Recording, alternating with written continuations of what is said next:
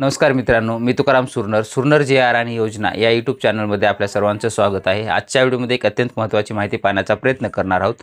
जे काही पशुसंवर्धनची नाविन्यपूर्ण योजना आहे आणि त्याच अंतर्गत म्हणजेच महा-BMS या योजनेअंतर्गत जे काही कागदपत्रांच्या त्रुटी आलेल्या होत्या अनेक अर्जदारांना त्यांच्यासाठी मेसेज पाठवण्यात आलेले होते। तुमची त्रुटी आलेली आहे, तुम्हाला काय करायचं आहे तर आता आजपासून 1 जुलै 2025 पासून कागदपत्र जे काही त्रुटी आलेले आहेत त्यांना कागदपत्र अपलोड करायची आहेत आणि त्यांच्यासाठी ही शेवटची तारीख असणार आहे 3 जुलै 2025। या कालावधीमध्ये ज्यांना कुणाला SMS आलेले असतील त्रुटीचे ते त्यांनी लवकरात लवकर आपले कागदपत्र हे तुम्हाला पोर्टलवरती जाऊन अपलोड करायचे आहेत। कसे करायचे आहेत ते आपण आता थोडक्यात पाहण्याचा प्रयत्न करणार आहोत। तर चला आजच्या व्हिडिओला सुरुवात करूया।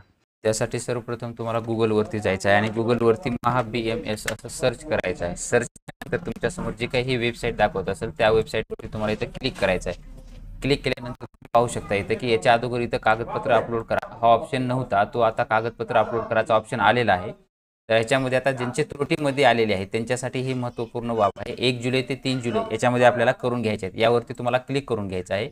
अशा पद्धतीचं माहिती करून घ्या। ह्याला बंद करून घ्यायचं आहे। इथं सूचना वगैरे दिलेल्या आहेत, कसं 100 KBच्या मधल्या फाईल पाहिजे, JPG फक्त JPG ह्या प्रकारच्या फाईल पाहिजे त्याच्यामध्ये। ह्या पद्धतीनं तुम्ही ते करून घ्यायचं आहे। ही फाईल जर तुम्हाला 100 KBच्या मध्ये येत नसेल तर त्यासाठी तुम्हाला काय करायचं आहे, सर्वप्रथम इथं गुगलवरती जा, ओपन करायचं आणि त्याच्यामध्ये तुमची फोटो इमेज कॉम्प्रेस किंवा फोटो JPG कॉम्प्रेस ह्याच्यामध्ये तुम्हाला इथं असं सर्च करायचं आहे। JPG कॉम्प्रेस सिलेक्ट केल्याच्या नंतर तुमच्यासमोर ही PI7 इमेज टूल दाखवला जाईल। कॉम्प्रेस JPG 2 KB ऑनलाईन याच्यावरती क्लिक करून घ्यायचं आहे। असं तुमच्यासमोर आल्यानंतर इथं सिलेक्ट इमेज तुम्हाला सिलेक्ट करून घ्यायची। उदाहरणार्थ आपण एक कोणतंही सिलेक्ट करून घेणार आहोत तुम्हाला फक्त दाखवण्यासाठी। त्याच्यामुळे तुमचं जे काय असेल ते इथं जर असं येत नसेल तर त्यामध्ये इथं नंतर तुमची फाईल आल्यानंतर सिलेक्ट करून घ्या। सिलेक्ट करून घेतल्यानंतर तुम्हाला इथं 100 KB पाहिजे, 100 KBच्या मध्ये पाहिजे तर तुम्ही इथं 1-2 KB तिथं जास्त किंवा 95 KB करून घ्या आणि कॉम्प्रेस करून घ्यायचं आहे। त्याला कॉम्प्रेस केल्यानंतर जी काही फाईल होती 860 KBची फाईल ती आता तुम्हाला इथं KBची झालेली आहे।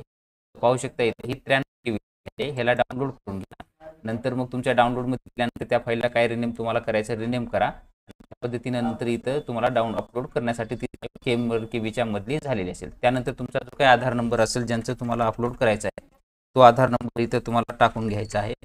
ज्यांचा एरर आलेला आहे तो आधार नंबर आणि मोबाईलचे तुमचा जे मोबाईल आहे त्याचे शेवटचे 6 आकडे तुम्हाला इथं टाकून घ्यायचे आहेत।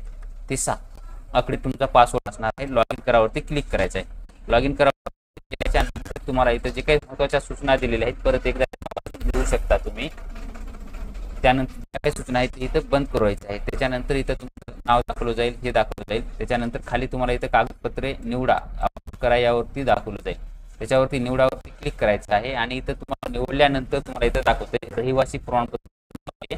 त्याच्यामध्ये काय दिलेलं आहे त्यांनी तर एरर काय झालेला आहे तुमचा इथं पाहू शकताय की इनव्हॅलिड कागदपत्र स्पष्ट दिसत नाही। तुम्ही जे कागदपत्र अपलोड केले ते स्पष्ट दिसत नाही दिलेलं आहे आणि हे पण तुमचं राशन कार्ड जे आहे ते सुद्धा इथं अस्पष्ट दिसत आहे, म्हणजे क्लिअर दिसत नाही म्हणून त्यांनी एरर दिलेला आहे। हे 2 कागदपत्रे तुम्हाला ओके पद्धतीचे इथं अपलोड करून घ्यायचे आहेत आणि नंतर ते बंद करावरती तुम्ही ते करून टाकू शकता। अशा पद्धतीनं तुमचा जे काही फॉर्म आहे ते संपूर्ण अपलोड होऊ शकतो। तर अशा पद्धतीने तुम्हाला जर मेसेज आला असेल त्रुटीचा तर तुम्ही व्यवस्थितपणे तुमचं जे काही त्रुटी असेल कागद तुमचं डॉक्युमेंट जर अस्पष्ट दिसत असेल म्हणजे ब्लर झालेला असेल तर व्यवस्थित ते कागदपत्र तुम्ही अपलोड करा किंवा चुकीचं केलं असेल तर त्याच ठिकाणी तुमचं कागदपत्र बरोबर तुम्हाला अपलोड करायचं आहे। ज्यांची कुणाची जे त्रुटी असेल त्या पद्धतीने तुम्हाला ते कागदपत्र इथं अपलोड करायचे आहेत। अशा पद्धतीची एक छोटीशी माहिती होती ते आपण देण्याचा प्रयत्न केलेला आहे। 1 जुलै म्हणजे आजपासून ते 3 जुलै 2025 ज्यांचे आलेले असतील त्यांनी लवकरात लवकर आपले कागदपत्र पोर्टलवरती जाऊन चेक करून घ्या आणि तिथे कागदपत्र अपलोड करा। जरी कुणाला एखाद्याला SMS आला नसेल तरी तुम्ही पोर्टलवरती लॉग इन करून पहा की तुम्हाला तिथे काही दाखवते का। एखाद्या वेळेस नेटवर्कमुळे मेसेज आलेला नसेल पण तिथं पोर्टलवर जर तुम्हाला त्रुटी दाखवत असेल तर तुम्ही ते सुद्धा तुमच्या पद्धतीनं ते कागदपत्र अपलोड करून घ्यायचे आहे। अशा पद्धतीची एक छोटीशी माहिती होती ते आपण देण्याचा प्रयत्न केलेला आहे। असेच नवीन अपडेट आपल्या चॅनलवरती येत असतात। तुम्ही जर चॅनलला सबस्क्राईब करून ठेवलं नसेल तर चॅनलला आजच सबस्क्राईब करून बाजूचे बेल आयकॉन दाबून लाईक करायला मात्र विसरू नका, जेणेकरून व्हिडिओ पुढचा जे काही अपलोड केला तर त्याचं नोटिफिकेशन तुम्हाला मिळत जाईल। भेटूया नवीन माहितीसह नवीन व्हिडिओमध्ये। धन्यवाद।